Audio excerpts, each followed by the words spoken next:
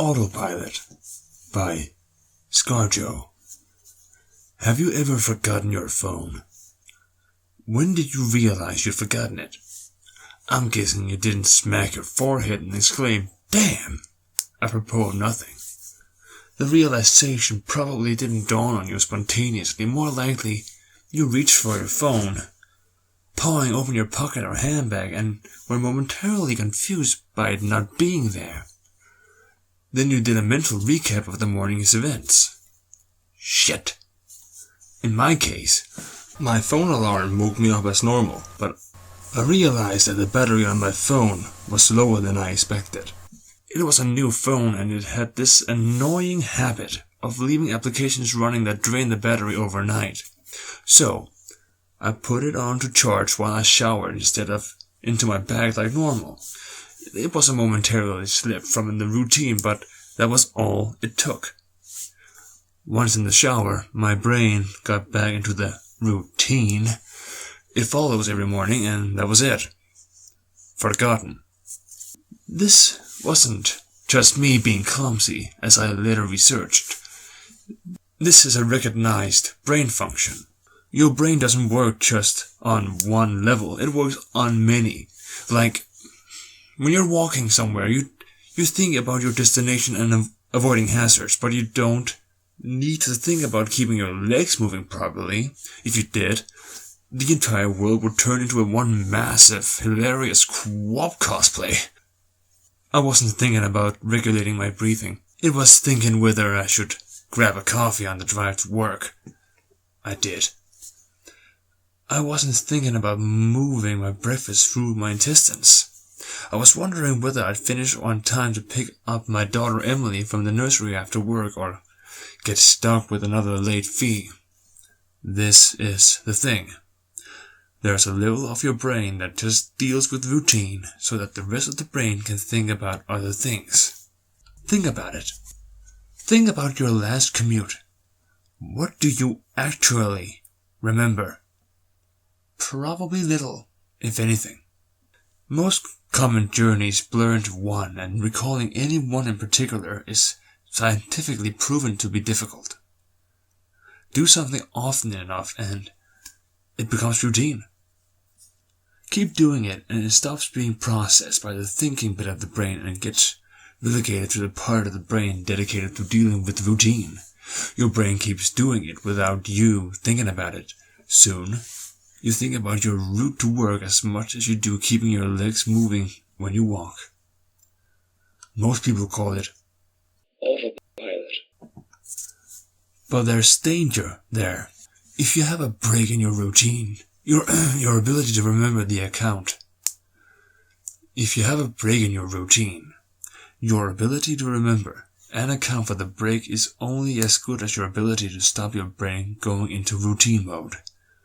My ability to remember my phone being on the counter is only as reliable as my ability to stop my brain entering morning routine mode, which would dictate that my phone is actually in my bag.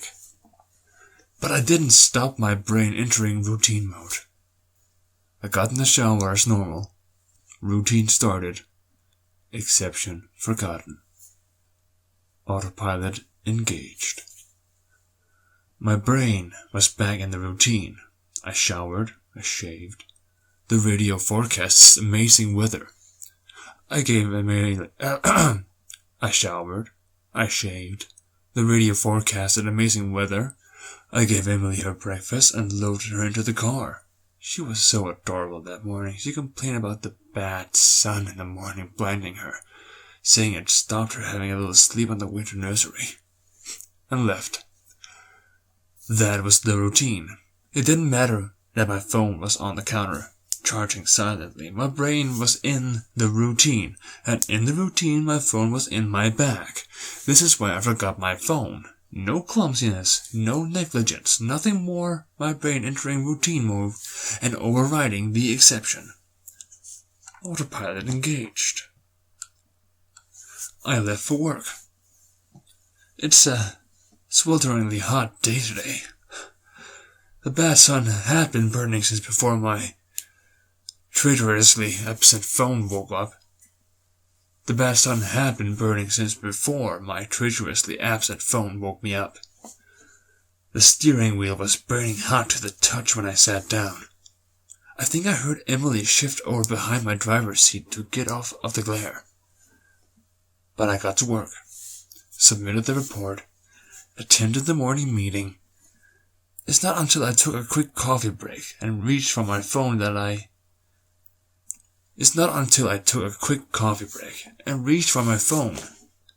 that the illusion shattered. I did a mental re-step. I remembered the dying battery.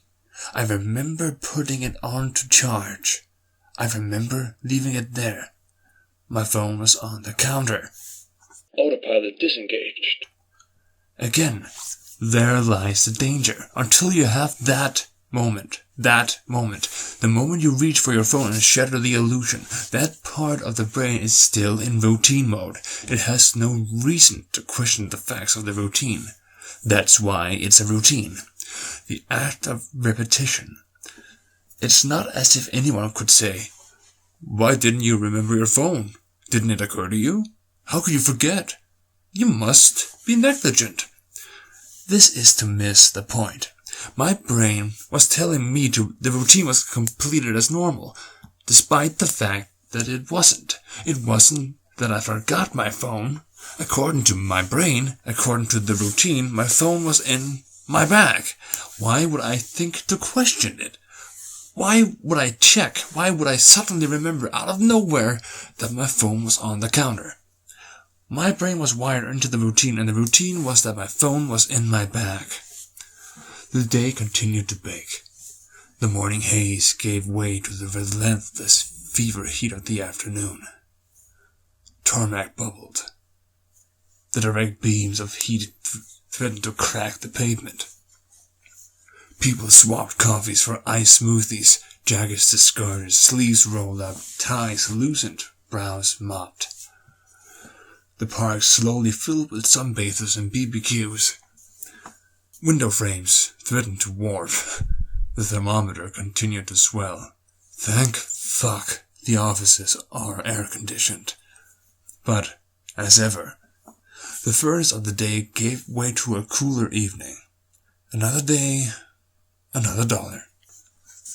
Still cursing myself for forgetting my phone, I drove home.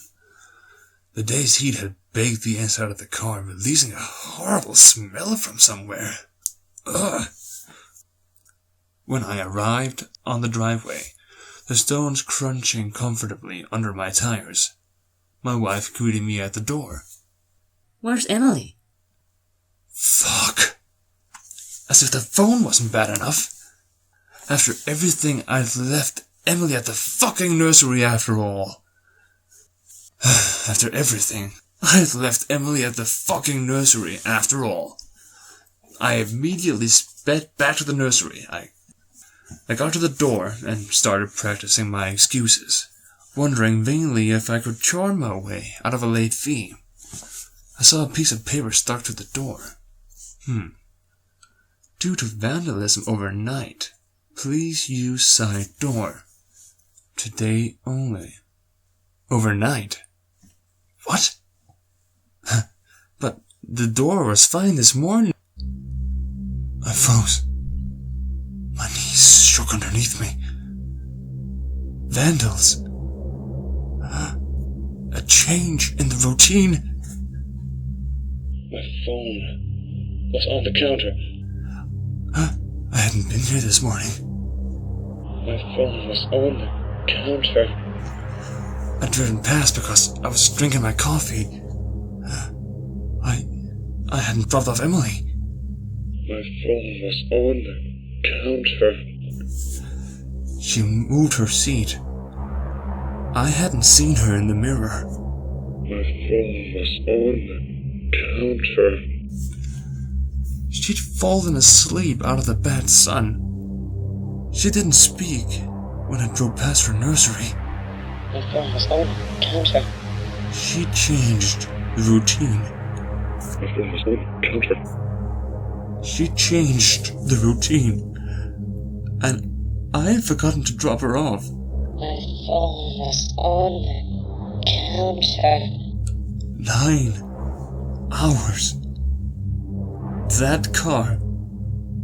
That bacon sun. No air. No water. No power. No help. That heat. The steering wheel too hot to touch. That smell. I walked to the car door. Numb. Shock. I opened the door. My phone was on the counter. And my daughter was